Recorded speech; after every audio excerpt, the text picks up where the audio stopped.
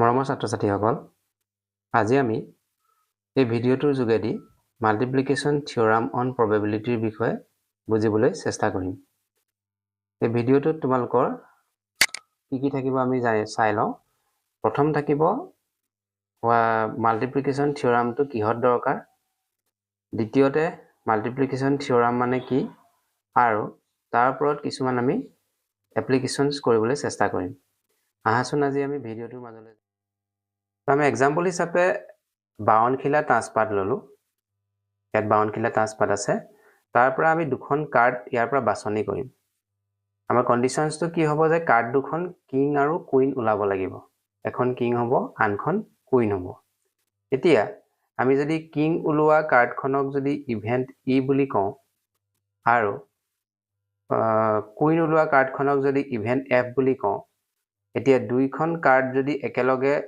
ওলোৱা ঘটনাটোক আমি ই ইণ্টাৰছেকশ্যন এফ বুলি ক'ম। ই আৰু এফ দুইটা একেলগে ঘটিব লাগিব। তো দুইটা ঘটাৰ আমি প্ৰবেবিলিটি যদি উলিয়াবলৈ যাওঁ, probability of E intersection F এনেধৰণে লিখিম, আৰু ইয়াক এনেধৰণেও লিখা হয়, ই ইণ্টাৰছেকশ্যন এফটো ই এফ হিচাপেও বুজোৱা যায়। So' probability of E F বুলিও ক'ৰবাত থাকিব পাৰে।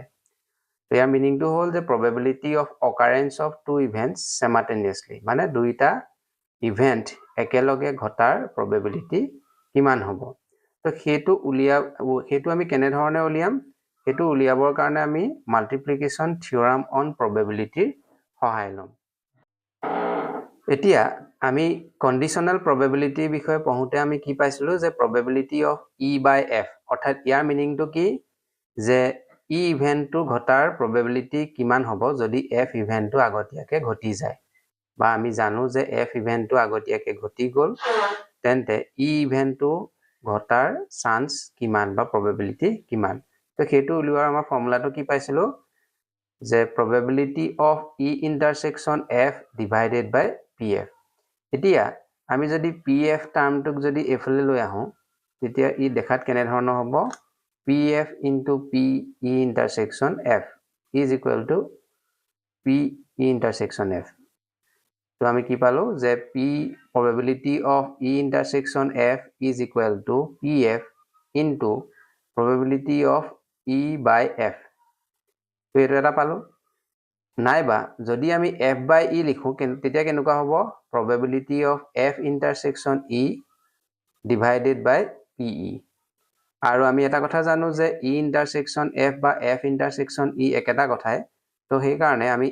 এফ ইণ্টাৰছেকশ্যন ইৰ জেগাত ই ইণ্টাৰছেকশ্যন এফ লিখিলোঁ ডিভাইডেড বাই পি ই। এতিয়া পি ই টাৰ্মটো যদি আমি এইফালে ডিভিজন হৈ আছে, এইফালে আহিলে আমাৰ মাল্টিপ্লিকেশ্যন হ'ব। তো এইফালে আমি লেফ্ট হেণ্ড ছাইডলৈ লৈ আহিলোঁ, P E into P F by E is equal to P E intersection F. অৰ্থাৎ ইয়াক যদি আমি এৰেঞ্জ কৰি লিখোঁ, এনেকুৱা ধৰণৰ হ'ব, probability of E intersection F is equal to P E into probability of F by E. তো এতিয়া আমি দুটা ৰিজাল্ট পালোঁ। এটা হ'ল 1 নম্বৰ আমি নাম দিলোঁ, আৰু আনটোক দিলোঁ আমি 2 number.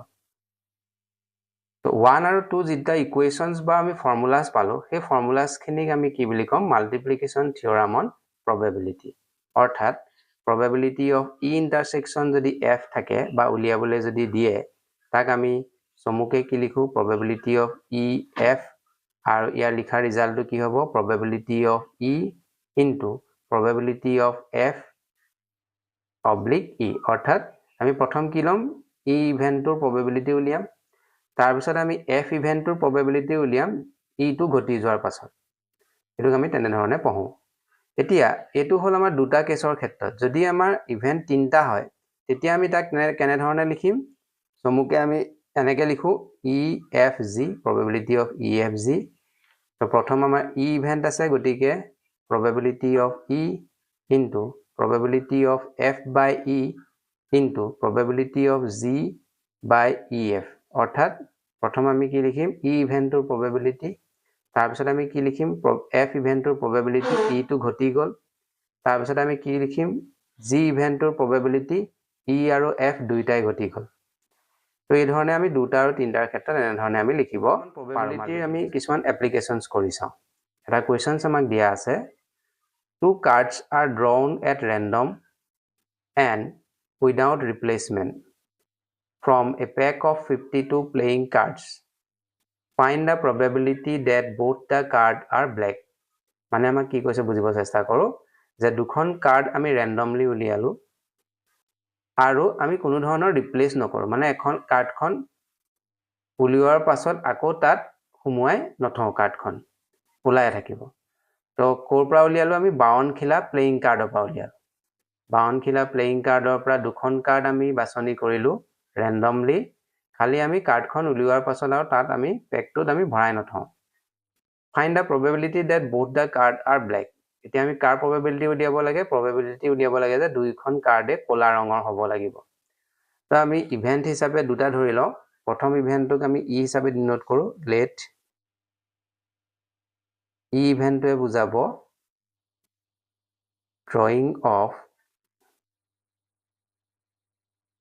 drawing of first card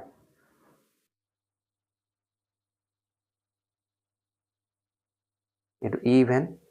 আৰু এফ ইভেন্টটোৱে আমি কি বুজাম drawing of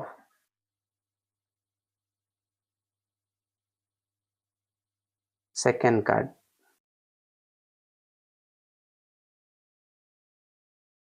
drawing of first card ইভেন্টটো বুজাব drawing of first card is black এটো black লিখিব লাগিব কাৰণ আমাৰ দুইখন কাৰ্ডে কলা ৰঙৰ হ'ব লাগিব যে প্ৰথম উলিওৱা কাৰ্ডখন black ৰঙৰ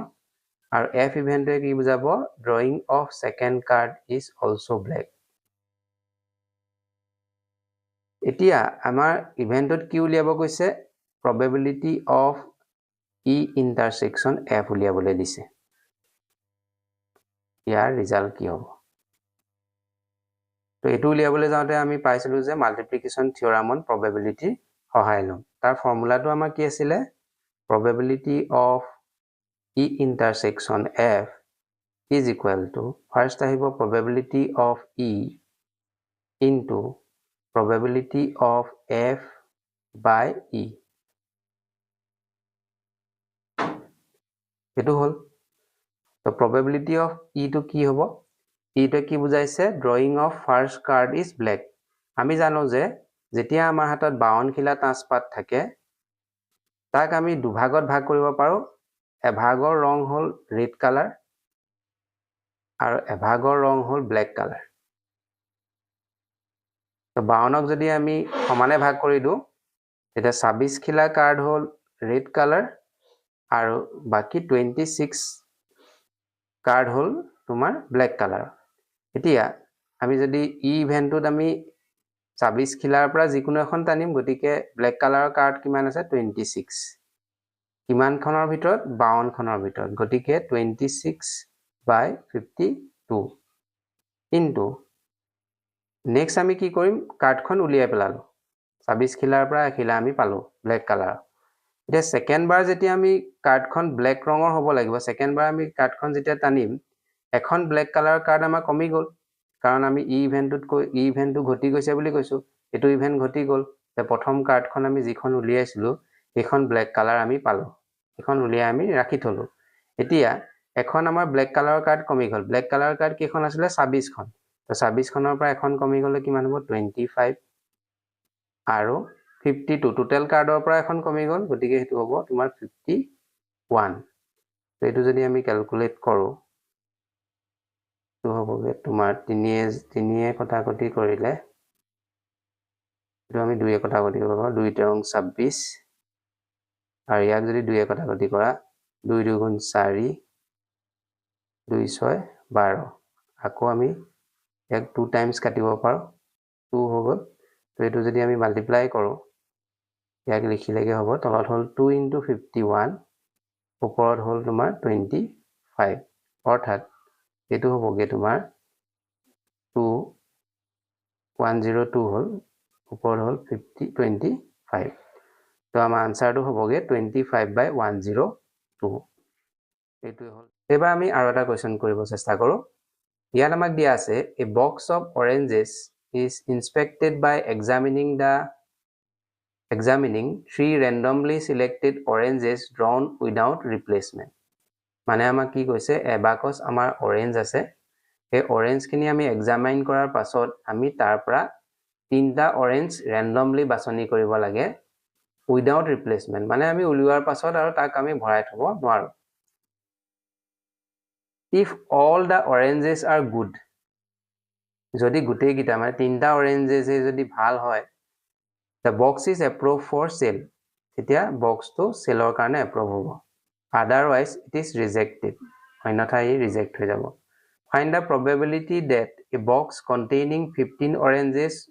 out of 12 are good and 3 are bad one will be approved for sale জামা কি কৈছে এটা বক্সত 15টা অৰেঞ্জ আছিল তাৰে 12টা অৰেঞ্জ ভাল 3টা অৰেঞ্জ বেয়া কিন্তু বাকসটো আমাৰ আকৌ সেলৰ কাৰণে এপ্ৰুভ হ'ব লাগিব তাৰ probability কিমান হ'ব তো 3টা অৰেঞ্জ যেহেতু উলিয়াইছে গতিকে আমি ইভেন্ট 3টা পাম ইয়াত তো ফাৰ্স্ট ইভেন্টটোক আমি ধৰি ললো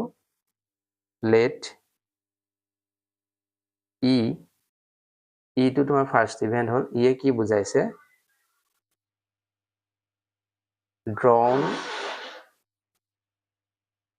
drawing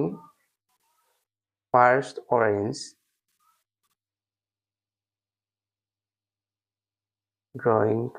orange is good f event to আমি কি কম drawing second orange is good next z event to তিনটা ইভেন্টৰ কথা কলো drawing third orange is good তিনটা ইভেন্ট আমি এনে ধৰণে লিখি ললো যেহেতু আমাৰ তিনটা অৰেঞ্জ উলিওৱাৰ কথা কৈছিলে তো ফাৰ্স্ট ইভেন্টটোক আমি ইৰে বুজালো drawing first orange is good f ইভেন্টটোৱে আমাৰ সেকেন্ড অৰেঞ্জটো কথা কৈছে সেকেন্ড উলিওৱা সেকেন্ড অৰেঞ্জটো আমাৰ গুড হ'ব লাগিব আৰু জিটোৱে থাৰ্ড অৰেঞ্জ যেটো আমি উলিয়াম হেতু গুড হ'ব লাগিব এতিয়া আমাৰ কি কৈছে যে বাকসটো যেহেতু সেলৰ কাৰণে এপ্ৰুভ হ'ব লাগিব গতিকে তিনটা অৰেঞ্জে আমাৰ গুড হ'ব লাগিব অৰ্থাৎ কাৰ probability উলিয়াব লাগে probability of e intersection f intersection z এটো আমি ক্যালকুলেট কৰিব লাগে আমি লিখি ললো যে by multiplication theorem on probability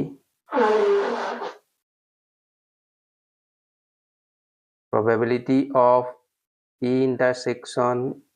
f intersection z তো ফৰ্মুলাটো আমি কেনেকৈ লিখিম ফাৰ্স্ট আহিব probability of e second আহিব probability of f when e has occurred third to আহিব probability of z when e and f are occurred তো প্ৰথমটোৰ probability উলিয়াও মানে আমাক কি হ'ব লাগিব যে প্ৰথম উলিওৱা অৰেঞ্জটো গুড হ'ব লাগিব তো আমাক কি ক'লে তথ্যটো যে আমাৰ হাতত 15টা অৰেঞ্জ আছে তাৰে তোমাৰ 12টা ভাল 3টা বেয়া 12 are good 3 are bad গতিকে আমাৰ ইটোত কি হ'ব লাগিব গুড হ'ব লাগিব যে প্ৰথম উলিওৱা অৰেঞ্জটো গুড গতিকে 12টা অৰেঞ্জ আমাৰ হাতত চান্স আছে out of 15 যে প্ৰথম ড্ৰয়িং অৰেঞ্জটো গুড হোৱাৰ চান্স কিমান হ'ব 12/15 নেক্সট কি আহিব f ইভেন্টটো কি হ'ব second drawing orange is good হ'ব লাগিব কিন্তু ইয়াত ই2 ঘটি গল তো ই2 ঘটি গল মানে তুমি কি কৰিলা বাকসটোৰ পৰা এটা বাকস তোমাক দিয়া আছিল তো বাকসটোৰ পৰা তুমি এটা অৰেঞ্জ তুমি উলিয়াই আনিলা এটা অৰেঞ্জ তোমাৰ ওলাই আহিলে দু গুড হল তো গুডৰ পৰা তোমাৰ এটা কমি গুছি গল গতিকে 11 টা থাকিলে 11ৰ ভিতৰত আউট অফ কিমান হ'ব তো 15ৰ পৰা এটা কমি গুছি গল 14 মানে এটা অৰেঞ্জ তুমি উলিয়াই আনিলা তো টোটালৰ 15 আছিল 15টাৰ পৰা তোমাৰ 14টা হল আৰু ভালৰ তোমাৰ এটা কমি গুছি গল তো 11 হল কিন্তু এবাৰ আমি 3 নম্বৰ অৰেঞ্জটো উলিয়াম 2 নম্বৰ অৰেঞ্জটো আমাৰ ওলাই আহিলে 2 নম্বৰ অৰেঞ্জটো উলিয়ালা এবাৰ তুমি 3 নম্বৰ অৰেঞ্জটো উলিয়া যে 3 নম্বৰ অৰেঞ্জটো গুড হোৱাৰ চান্স কিমান হ'ব গতিকে এটো গুড হল তো দুটা অৰেঞ্জ গুড তোমাৰ কমি গল তো 11ৰ পৰা তোমাৰ এটো কিমান হ'লগে 10 আৰু 14ৰ পৰা এটা কমি গল এটো হল 13 তো এটো হ'বগে তোমাৰ এটো যদি ক্যালকুলেট কৰো 5 এ 5 3 যা 15 5 2 যা 10 2 7 যা 14 আৰু সকে নাযায় গতিকে তলত থাকিলে 7 into 13 আৰু ওপৰত থাকিলে 12 into 11 এইটো হ'বগে তোমাৰ 7 3 গুণ 21 1 কৰিলে 2 91 আৰু এইটো হ'ল তোমাৰ 3 এটা আছিলে 3 91 into 3 হ'ল এইটো হ'ল 132 3 কেনসেল আউট যাব 3 4 গুণ 12 আকৌ 3 4 গুণ 12 গতিকে এইটো হ'বগে তোমাৰ 44 by 91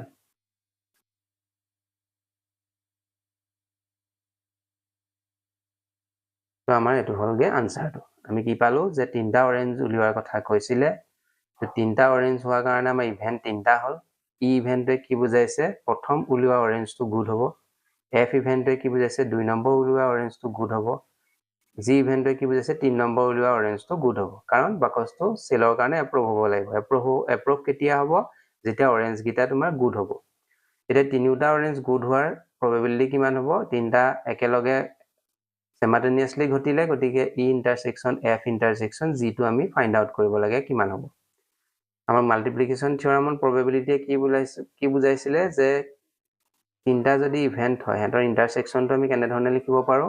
probability of first event অৰ্থাৎ ই probability of second event when first event has occurred প্ৰথম ইভেন্টটো ঘটি যোৱাৰ পাছত সেকেন্ডটো লোৱাৰ probability কিমান হ'ব ইয়াত কি বুজাইছে probability of g when e and f has occurred e আৰু f ইভেন্টটো ঘটি গ'ল g উলোৱাৰ probability কিমান হ'ব তো ই ইভেন্টটো মানে প্ৰথম উলোৱা অৰেঞ্জটো গুড গতিকে টোটাল 12টা গুড অৰেঞ্জ আছিল আউট অফ 15টা গতিকে 12/15 হ'ল তো এটা গুড অৰেঞ্জ ইয়াৰ পৰা ওলাই গুছি আহিলে গতিকে টোটালত এটা কমি গ'ল 11টা গুড অৰেঞ্জ থাকিলে আউট অফ 14টা থাকিলে আকৌ 3 নম্বৰ ইভেন্টটো যদি আমি ট্ৰাই কৰিলো দুটা অৰেঞ্জ যেটো কমি গ'ল মানে ইয়াৰ পৰা আৰু এটা কমি গ'ল তো 10 হ'ল আৰু 14ৰ পৰা এটা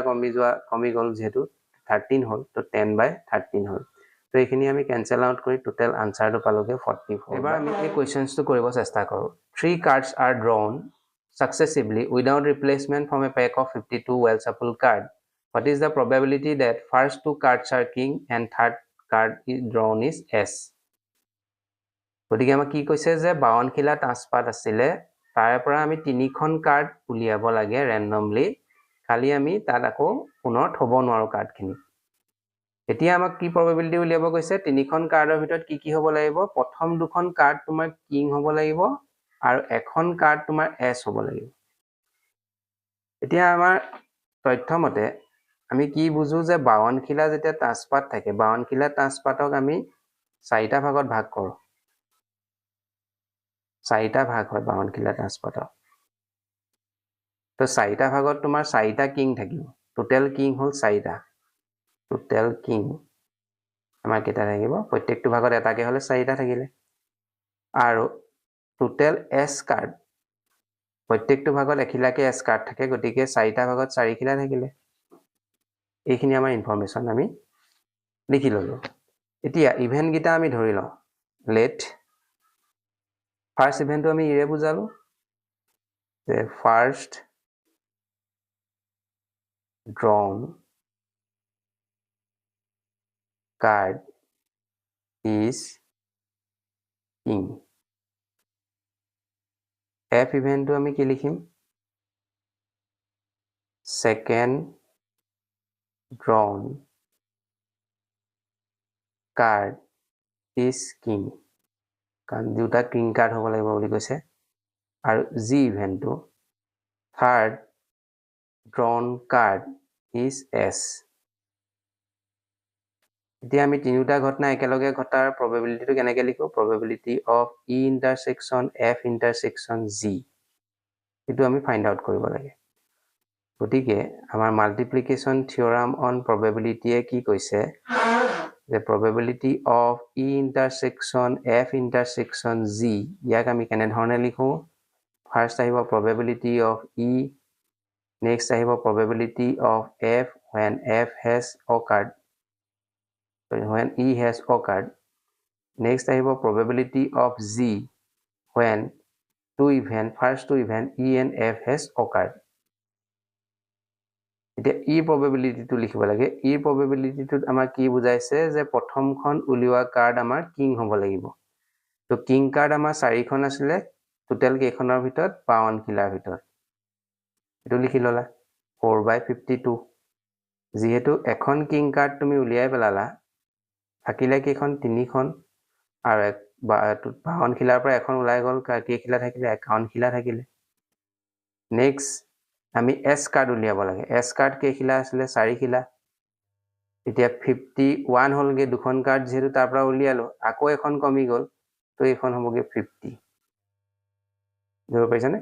যে প্ৰথম ইভেন্টটো আসলে কিং কাৰ্ড আমি কেখিলা উলিয়াম এখিলা তো এখিলা কিং কাৰ্ড পোৱা চান্স কিমান হ'ব 4 খিলাৰ ভিতৰত 52 খিলাৰ ভিতৰত 4 খিলা 4/52 যেহেতু আমি কিং কাৰ্ড এখন উলিয়ালো নেক্সটখন কিং কাৰ্ড উলিয়াৰ আমাৰ প্ৰবাবিলিটি কিমান হ'ব এখন যেহেতু কমি গল এতিয়া 3 টোটালৰ পৰা এখন কমি গল 51 হল নেক্সট এবাৰ এস কাৰ্ড এখনো কমা নাই গতিকে 4 খিলাৰ হল আৰু টোটালৰ পৰা এখন কমি গল টোটাল তোমাৰ 51 টা আছিলেগে আৰু এখন কাৰ্ড উলিয়াই দিয়া হল গতিকে 50 হল তো এইখিনি যদি আমি ক্যান্সেলেশন কৰো এটো পামগে তোমাৰ 2 এ যদি ক্যান্সেল কৰা 2 2 যা 4 এটো 226 হল আকৌ নেক্সট এটো 2 এ 26 ক কাটিলে 13 যা যাব 3 এ 51 ক কাটিলে তোমাৰ এটো 17 যা আৰু যদি কাটা এটো 2 2 যা 4 225 হৈ যাব অৰ্থাৎ আমাৰ ওপৰত থাকিলে 2 তলত থাকিলে 13 into 17 into 25 তো গতিকে ফাইনাল আনসাৰটো তোমালোকে নিজে লিখি লবা যে 13 into 7 into 25 কৰিলে যিমান হ'ব সেইটো তলত আহিব আৰু ওপৰত আহিব 2 যে ফাইনাল আনসাৰটো হ'ব সেইটো আমাৰ তো এই ধৰণে আমি মাল্টিপ্লিকেশন থিওৰাম অন প্ৰবাবিলিটি ইউজ কৰি আমি কোৱেশ্চনছ বিলাক অতি সহজে সমাধান কৰিব পাৰো গতিকে আজি আমি ভিডিওটো ইমানতে এৰিলো আকৌ নেক্সট ভিডিওটোত আমি ইন্ডিপেন্ডেন্ট ইভেন্টৰ বিষয়ে আলোচনা কৰিম